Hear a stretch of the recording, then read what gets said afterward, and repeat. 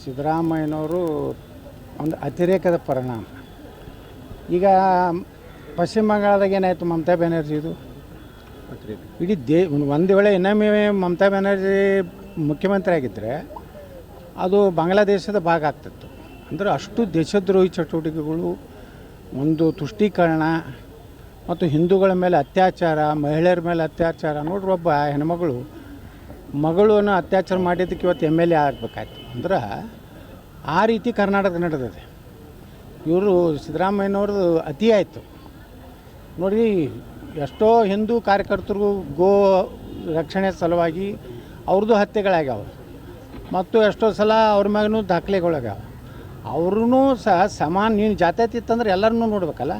ಒಂದೇ ವರ್ಗದ ಕೆಲವೊಂದು ಕಲ್ಲು, ಯಾರು ನಮ್ಮ ಕೇಂದ್ರ ಸಚಿವರು ಕಾರಿನ ಮೇಲೆ ಕಲ್ಲು ಹೋಗೋದಂಥದ್ದು, ಗುಂಡಾಗಿರಿ ಮಾಡೋದು. ಇವತ್ತು KG ಹಳ್ಳಿ DG ಹಳ್ಳಿಯಲ್ಲಿ ಪೊಲೀಸ್ ಸ್ಟೇಷನ್ಗೆ ಬೆಂಕಿ ಹಚ್ಚೋದವರು, ಹುಬ್ಬಳ್ಳಿಯಲ್ಲಿ ಪೊಲೀಸ್ ಸ್ಟೇಷನ್ ಬೆಂಕಿ ಹಚ್ಚಿ, ಇಂಥವ್ರನ್ನೆಲ್ಲ ನೀವು ಬಿಟ್ಕೊತ ಹೋದ್ರೆ ಕರ್ನಾಟಕದಲ್ಲಿ ಅರಾಜಕತೆ ಆಗ್ತದೆ.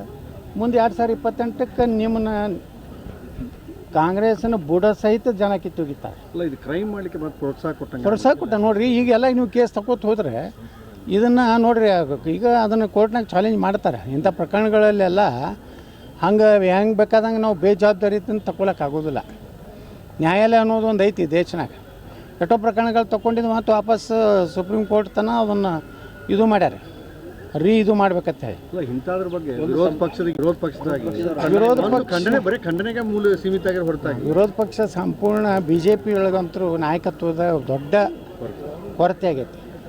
ಅವ್ರು ಬರೀ ಯಾಕಂದ್ರೆ ಈ ವಿಜೇಂದ್ರಗೆ ಈ ಸರ್ಕಾರ ವಿರುದ್ಧ ಜೋರಾಗಿ ಮಾತಾಡೋದು ಧ್ವನಿ ಇಲ್ಲ. ಯಾಕಂದರೆ 108 ಭ್ರಷ್ಟಾಚಾರ ಆರೋಪ ಅದಾವೆ ವಿಜೇಂದ್ರ ಮೇಲೂ ಅದಾವು. ಅವ್ರ ತಂದೆ ಸಹಿ ಡೂಪ್ಲಿಕೇಟ್ ಮಾಡಿದ ಸಹಿನೂ ಅದಾವು. ಅವ್ರ ತಂದೆ ಮೇಲೇ ಪೋಕ್ಸೋ ಇದೆ. ಹೀಗಾಗಿ ಅವ್ರ ನೈತಿಕತೆ ಇಲ್ಲ. ಇವತ್ತೇನೋ ವೀಕ್ಷಕರು ಬಂದಾರ್ತು BJP ಅವರು, ಮತ್ತು ಇವನೇ ಮುಂದೆ ಇದೇ ಕುಟುಂಬ ಮುಂದುವರ್ಸೋದಂದ್ರೆ BJPದು ಒಂದು 4 ಸ್ವಾಮಿಗಳು ಹಿಡಿದಾರೆ.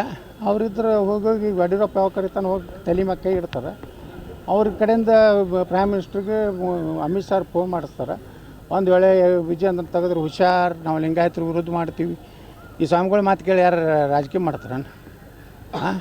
ಹಿಂಗೆ ಹೋಗೋದು ಸರ್. ಹಂಗಿದ್ರೆ ಯಾವುದು BJP ನೋಡಿರಿ, ಈಗ ಯಾರೋ ಪ್ರಾಮಾಣಿಕರು ಬಂದಾರತ್ತು. ಇವತ್ತು ಯಾರೋ ಅವರು ಇಬ್ಬರು ವೀಕ್ಷಕರು ಬಂದಾರೆ. ಬಹುಶಃ ಅವ್ರನ್ನ ಬುಕ್ ಮಾಡ್ಲಿಕ್ಕೆ ಆಗೋದಿಲ್ಲ ಯಡಿಯೂರಪ್ಪ ವಿಜೇಂದ್ರಗೆ, ಹಂಗೆ ಅನ್ನಿಸ್ತೈತೆ ನನಗೆ. ಸುದ್ದಿ ಬಂದ ಪ್ರಕಾರ ಇವ್ರು ಸ್ಟ್ರಿಕ್ಟ್ ಅದಾರೆ. ಈಗ ಬಂದವರು ಈಗೇನು ರಾಷ್ಟ್ರೀಯ ಸಹ ಪ್ರಧಾನ ಸಂಘಟನಾ ಏನು ಬಂದಾರಲ್ಲ, ಅವರು ಇನ್ನೊಬ್ಬರು ನಮ್ಮ ದೊಡ್ಡ ರಾಜ್ಯಸಭಾ ಸದಸ್ಯರಿದ್ರು ವರ್ಷದವ್ರು. ಇಬ್ಬರು ಪ್ರಾಮಾಣಿಕರದಾರ.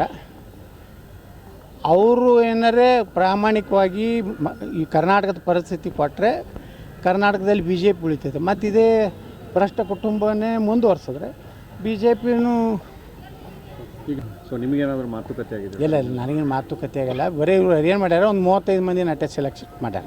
ಹಂಗೆ ಮಾಡಬಾರ್ದು. ಈಗಿರುವಂಥ ಎಲ್ಲ ಹಾಲಿ ಶಾಸಕರನ್ನ, ಹಾಲಿ ಸಂಸದರನ್ನ ಮತ್ತು ಮುಂದಿನ ದಿವಸಗಳಲ್ಲಿ ಬಹುತೇಕವಾಗಿ ಮಾಜಿ ಇದ್ದವ್ರನ್ನ ಹೆಚ್ಚು ಕಡಿಮೆ ಒಂದು 70% ಅವರಿಗೆ ಕೊಡ್ತಿರ್ತಾರೆ ಟಿಕೆಟ್ ಅಂತ ಎಲ್ಲ ಅಭಿಪ್ರಾಯ, ಕಾರ್ಯಕರ್ತರ ಅಭಿಪ್ರಾಯ ತೊಗೋಬೇಕು, ಸರ್ವೆ ಮಾಡಬೇಕು.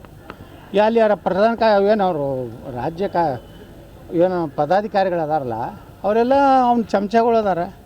ಆ ಚಮಚಗಳು ಪ್ರೀತಮ್ ಗೌಡ, ಆ ರಾಜೀವ, ಮತ್ತು ಅಮ್ಮೇಶ್ ಗೌಡ, ರುದ್ರೇಶ, ಇವ್ರೇನು ಹೇಳೋರು? ಅವ್ರ ಪರನೇ ಹೇಳಬೇಕಲ್ಲ. ಇವಕ್ಕೆ ಎಂದೂ ಪ್ರಧಾನ ಕಾರ್ಯದರ್ಶಿ ಆಗಲಾರ್ದಂತೂ ಮಾಡ್ಕೊಂಡು ಕೂತಾನವ. ಅವು ಒಂದರೆ ಅದಾರೆ ಅವು ಮುಖದ ಮ್ಯಾಗ.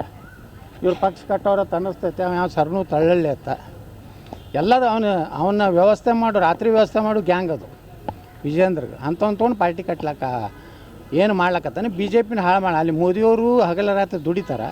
ಇಲ್ಲಿ ಕರ್ನಾಟಕಕ್ಕೆ ತುಡುಗರು ಕಾಯಕ್ಕೆ ಕೊಟ್ಟಾರೆ, ಏನು ಮಾಡೋದು? ಮೋದಿಯವರು.